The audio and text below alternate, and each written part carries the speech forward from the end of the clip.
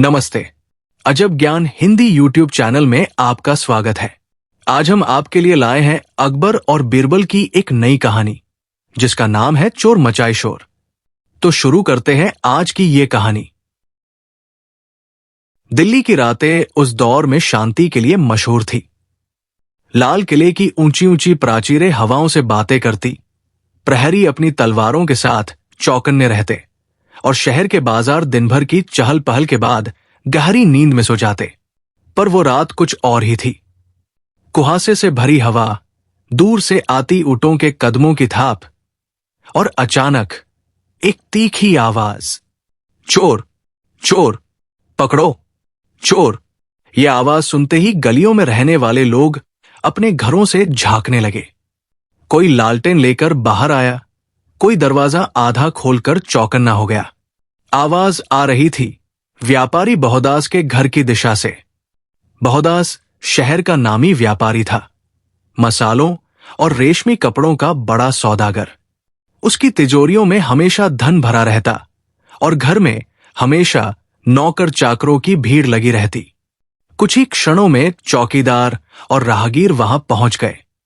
बहुदास हाफते हुए बोला, साहब, मेरा कीमती नीलम का हार चोरी हो गया। अभी थोड़ी देर पहले तक यही था, पता नहीं किसने उठा लिया। लोग इकट्ठा हुए, बातें बनने लगी। किसने लिया होगा? बहुदास के घर तो रोज लोग आते जाते हैं। चोर बहुत तेज है, कोई पर्दा भी नहीं हिला। राज्य के तमाम पहरेदारों के लिए यह चुनौती बन गई। चोरी का मामला सीधे बादशाह अकबर तक पहुंचा और जब भी कोई उलझन आती, सबकी जुबान पर एक ही नाम आता, बीरबल। अगली सुबह अकबर के दरबार में हलचल थी। बहुदास स्वयं विशाल पगड़ी बांधे, हाथ जोड़कर गिड़गिड़ाता हुआ खड़ा था। जहां पनाह, ये मेरे जीवन की सबसे बड़ी हानि है। वो नीलम हार मेरे पूर्वजों की निशानी था। उसकी कीमत तो लाखों में है, पर उसकी भावनात्मक कीमत उससे भी ज्यादा।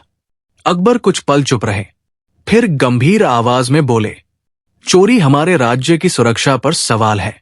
अगर दर्जनों पहरेदार रात भर जागते हुए भी एक चोर न पकड़ सके तो ये कमजोरी है। फिर उन्होंने अपनी सीट पर तनकर कहा, बीरबल को बुलाया जाए। कुछ ही देर बाद हास परिहास की मुस्कान चेहरे पर लिए बीरबल दरबार में आए। हुजूर, क्या आदेश है? अकबर ने पूरा प्रसंग समझाया। फिर कहा, बीरबल, ये चोरी सिर्फ एक घर की नहीं, हमारे प्रशासन की परीक्षा है। दोषी को जल्दी पकड़ो। बीरबल ने सिर झुकाया, फिर मुस्कुराते हुए बोला, जहां पनाह, यदि चोरी हुई है तो चोर भी जल्द पकड़ा जाएगा। पर चोर को पकड़ना कभी कठिन नहीं होता। कठिन होता है सच को पहचानना। हल्की हंसी फैल गई, लेकिन बहुदास की चिंता बनी रही। बीरबल जी, हार तो गया, तिजोरी में रखा था। तिजोरी में तो सिर्फ वही नौकर पहुंचते हैं जो वर्षों से मेरे साथ है। बीरबल ने ध्यान से सुना और बोला, तो खोज वहीं से शुरू होगी। बीरबल उसी दिन बहुदास के घर पहुंचे। वहां 10 नौकर चाकर थे, कुछ बूढ़े, कुछ जवान, कुछ स्त्रियां और कुछ लड़के। सभी एक कतार में खड़े थे। चेहरे पर घबराहट साफ थी। बीरबल ने एक एक को ध्यान से देखा। एक नौकर की आंखें इधर उधर भटक रही थी, एक बार बार पसीना पोंछ रहा था। एक और नौकर तो इतने आत्मविश्वास से खड़ा था जैसे वो खुद मालिक हो। बहुदास बोला, बीरबल जी, ये सब मेरे विश्वासी लोग हैं, वर्षों से मेरे घर में काम कर रहे हैं।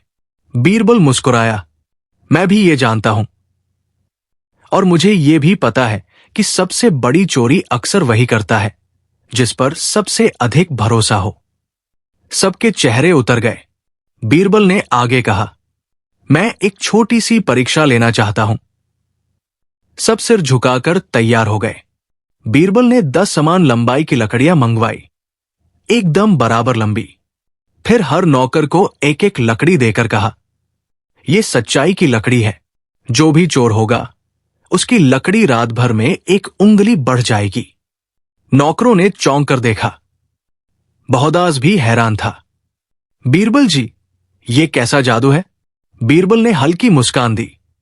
सच जानने के लिए कभी कभी जादू का सहारा लेना पड़ता है, चाहे वो जादू असली हो या दिमाग का। फिर नौकरों को आदेश हुआ कि लकड़ी को रात भर अपने पास रखें और सुबह वही उपस्थित हों। सभी डर डर कर घर चले गए। रात किसी के लिए आसान न थी। बहुदास का घर भयानक सन्नाटे में डूबा हुआ था। हर नौकर अपनी कोठरी में बैठा सोच रहा था, अगर लकड़ी बढ़ गई तो, अगर बढ़ी नहीं तो, सच में बढ़ेगी क्या? जो चोर था उसका दिल सबसे तेज धड़क रहा था। उसे पता था कि वह पकड़ा जाएगा। उसी घबराहट में चोर ने यह सोच लिया, अगर मेरी लकड़ी बढ़ जाएगी तो सुबह मैं ही पकड़ा जाऊंगा। क्यों न मैं इसे अभी थोड़ा काट दूं ताकि सुबह बराबर दिखे। उसने आधी रात को डरते डरते लकड़ी निकाली और सावधानी से एक उंगली भर काट दी। उसे लगा अब सुरक्षित हूं। पर वो नहीं जानता था कि यही उसकी सबसे बड़ी भूल थी। सुबह सभी नौकर फिर से कतार में खड़े थे। बीरबल आए। बहुदास भी बगल में खड़ा था। सबकी नजरें उन लकड़ियों पर टिकी थी। बीरबल ने पहले सबकी लकड़ियां एक एक करके देखी, फिर अगले नौकर की ओर बढ़ते गए। अंत में वे रुक गए। उनकी आंखों में चमक आ गई। बीरबल ने एक नौकर के सामने खड़े होकर कहा, बहुदास जी, आपका चोर यही है। सभी हक्के बक्के। बहुदास चिल्लाया, लेकिन कैसे? लकड़ी तो सबकी बराबर है, किसी की भी एक उंगली नहीं बढ़ी। बीरबल मुस्कुराया, क्योंकि लकड़ी कभी बढ़नी ही नहीं थी। सबको जैसे बिजली का झटका लगा। बीरबल आगे बोले, मैंने तो बस इतना कहा था कि चोर की लकड़ी बढ़ जाएगी। ईमानदार को कोई चिंता नहीं होती, वे लकड़ी को जैसे का तैसा छोड़ देते हैं। पर चोर हमेशा पकड़े जाने के डर में होता है। उसे लगा कि उसकी लकड़ी बढ़ जाएगी, इसलिए उसने लकड़ी काट दी। बीरबल ने काटी हुई लकड़ी दिखाई। वो बाकी से एक उंगली छोटी थी। चोर के पसीने छूट गए। उसने घुटनों पर गिरकर स्वीकारोक्ति कर ली, हुजूर, मुझसे गलती हो गई। मुझे लगा कोई ध्यान नहीं देगा, इसलिए हार चुरा लिया। इसे बहुदास साहब की तिजोरी से निकाला था। बस लालच में था। मुझे माफ कर दीजिए। बहुदास ने कमर से तिजोरी की चाबी निकालकर चोरी का हार बरामद किया। बीरबल चोर को लेकर दरबार पहुंचे। अकबर ने पूरी घटना सुनी और दिल खोलकर हंसे। वाह बीरबल, तुमने फिर साबित कर दिया कि दिमाग तलवार से कहीं तेज चलता है। बीरबल विनम्रता से बोले, जहांपना, मनुष्य का मन ही उसकी सबसे बड़ी कमजोरी है। जिस तरह डर इंसान से गलती करवाता है, उसी तरह लालच उसे अंधा बना देता है। अकबर ने बहुदास को हार वापस दिलाया, चोर को दंड दिया और पहरेदारों को सतर्क रहने का आदेश दिया।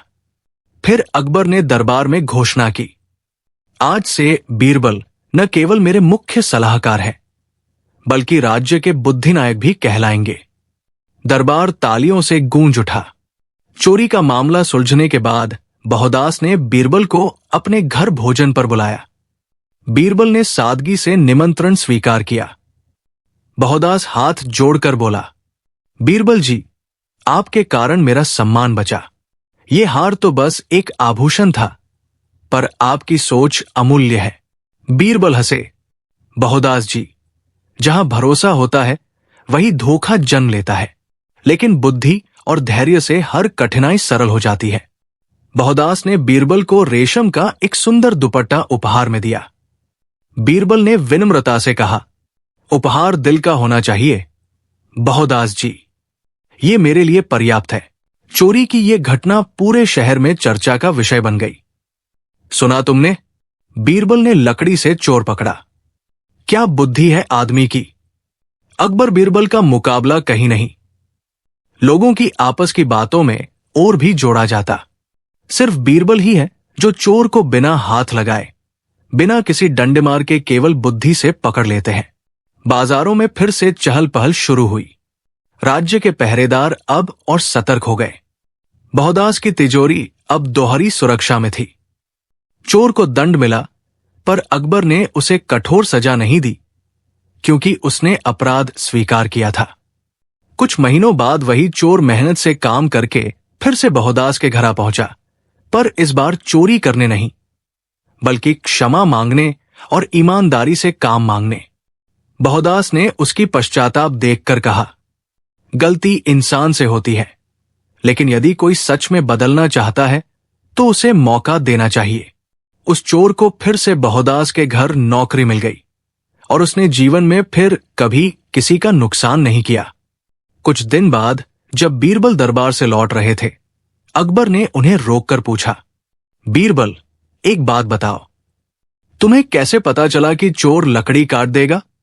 बीरबल हंसे, जहांपनाह, ये दुनिया दो तरह के लोगों से भरी है।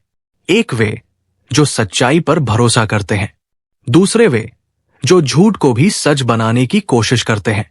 डर और लालच इंसान को वही करवाते हैं जिसका वो विरोध कर रहा होता है, और यही उसकी हार होती है। अकबर ने संतुष्ट होकर सिर हिलाया। तुम सच में अपार बुद्धि के धनी हो, बीरबल। इस प्रकार चोर मचाए शोर की ये घटना न केवल एक चोर को पकड़ने की कहानी है, बल्कि ये भी बताती है कि बुद्धि बल से बड़ी होती है, डर अपराध की जड़ है, धैर्य समाधान का मार्ग है, और सबसे बड़ी बात, सच हमेशा जीतता है। उम्मीद करते हैं कि आपको हमारी ये कहानी अच्छी लगी होगी, और इस तरह की और भी कहानियां सुनने के लिए हमारे इस चैनल को सब्सक्राइब कर लें और अपने दोस्तों मित्रों को भी शेयर कर दें।